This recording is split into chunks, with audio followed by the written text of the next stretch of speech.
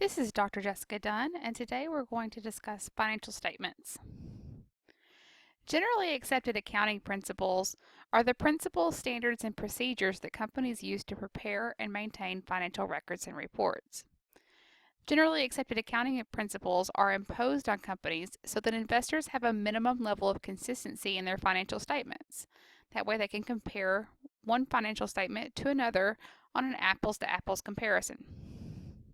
These accounting practices are authorized by the accounting profession's rule-setting body, the Financial Accounting Standards Board.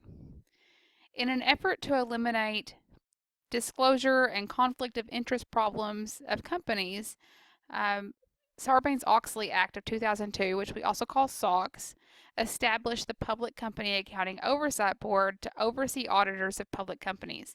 The intention of this is to instill confidence in investors with regard to the accuracy of the audited financial statements of public companies. The Public Company Accounting Oversight Board is charged with protecting the interests of investors and furthering the public interest in their preparation of informative, fair, and independent audit reports. Publicly traded companies that are sufficiently large are required by the SEC, the Securities Exchange Commission, to provide stockholders with an annual report. The annual report, which if you are to look up financial statements online, the SEC has a nice website. To locate that, all you need to do is Google the name EDGAR, the Electronic Data Gathering and Retrieval System. EDGAR is the SEC's website. On that site, you can look up companies by either their ticker, their CIK code, or their company name. Within those forms, you can locate the firm's annual stockholders report. This is also the 10K statement. 10-K is an annual statement. Within that, it's going to summarize the company's financial activities over the past year. Now, on EDGAR, you can find lots of other filings other than the 10K statement. The most notable being the proxy statement, the definitive schedule 14A, which is DEF-14A if you find that of interest. But not all companies have generally accepted accounting principles, so that makes it troublesome when you're trying to compare a domestic company's financial statements to an international company's financial statements. They aren't prepared in the same way, and so it doesn't make a nice, neat apples to apples comparison. And so you do need to keep that in mind when analyzing international versus domestic companies. Many countries have adopted international financial reporting standards. These standards were established by the International Accounting Standards Board, but they aren't as strict as the generally accepted accounting principles. In the United States, we do follow generally accepted accounting principles. They do require a lot more detail than international financial reporting standards, so that is a caveat that you need to make note of. So whenever you analyze companies in the future, you are aware that there are some differences. The most anticipated performance measure is earnings per share. Earnings per share is typically compared to estimates of the analysts who cover the firm.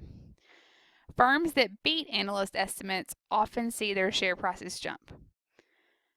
The pitfalls of using reported earnings as a measure of performance are that it's easy for managers to mislead investors, sometimes even with generally accepted accounting principle rules, and sometimes not.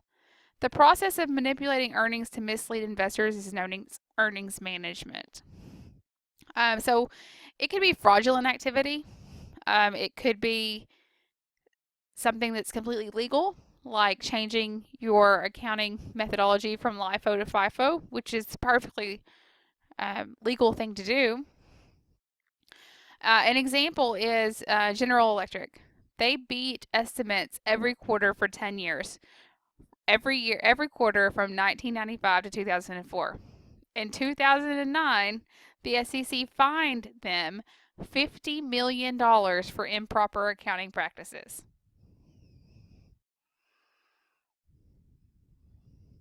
So Warren Buffett has several words of wisdom.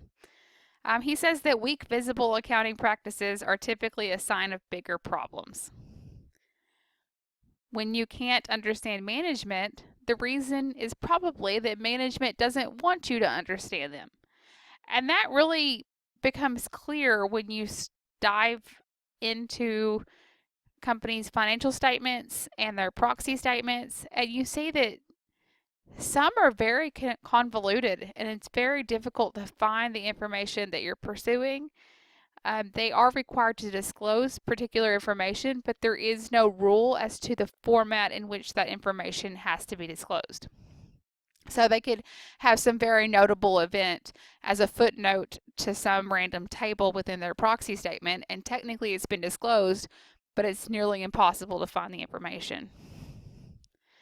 Investors should be suspicious of projections because earnings and growth do not typically progress in an orderly fashion. Usually there's going to be some outlay of funds before you see any growth. Managers that always promise to make the numbers will at some point be tempted to make up the numbers. So we're going to cover 4 key financial statements. The first is the income statement. The income statement, balance sheet, and statement of cash flows are very interrelated. But the income statement describes how assets and liabilities are used during the period. The balance sheet is going to say, where does my business stand today? What do I own and what do I owe?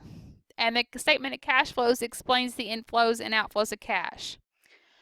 One important way that the financial statements are used together is in the calculation of free cash flow, which is going to be a separate lecture. A large amount of free cash flow signals that a company is able to pay debt and dividends in a timely manner as promised. So the income statement is focusing on how well did my business do this period. So let's work through an income statement. At the top, we have revenue. So the money earned by my company. Revenue. From that, we deduct our expenses. So this would be money paid to our suppliers, our employees, and it's not necessarily called expenses on our income statement. You will often see it listed as cost of goods sold or even operating expenses. Companies can have lots of different expenses that they include at this point. But it's the cost of being in business. From that, we deduct depreciation. Now, depreciation is not an actual cash flow. You will never write a check to depreciation. That gives us earnings before interest and tax.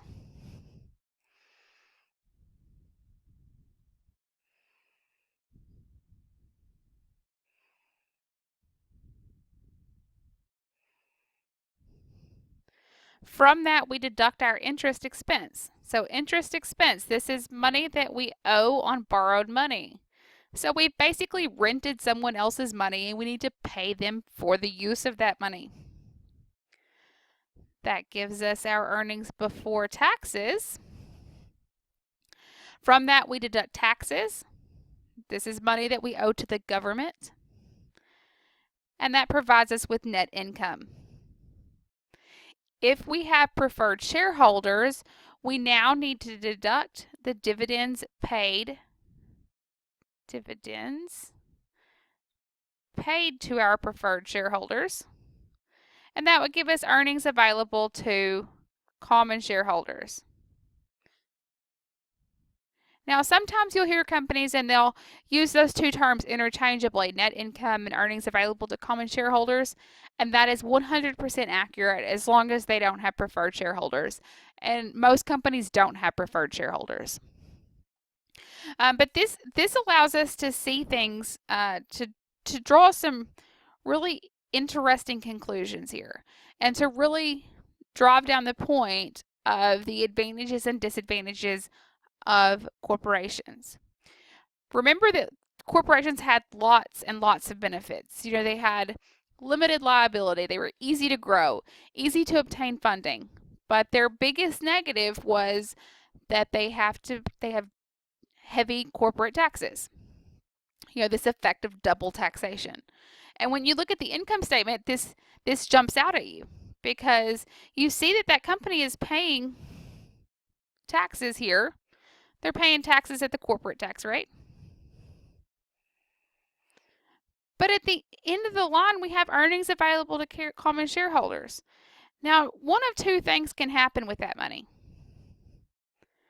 Either it can be reinvested. So the company takes those excess earnings, they reinvest them in the company, earning an adequate rate of return. You would see the stock price appreciate because they are using that money wisely, and so which would result with you in capital gains. Or they can take the second option and pay their shareholders dividends. Now, when they pay their shareholder dividends, that comes with a big fat tax bill. The government is going to charge you taxes based on those dividends that you've received. Those dividends are taxed at your personal income tax rate.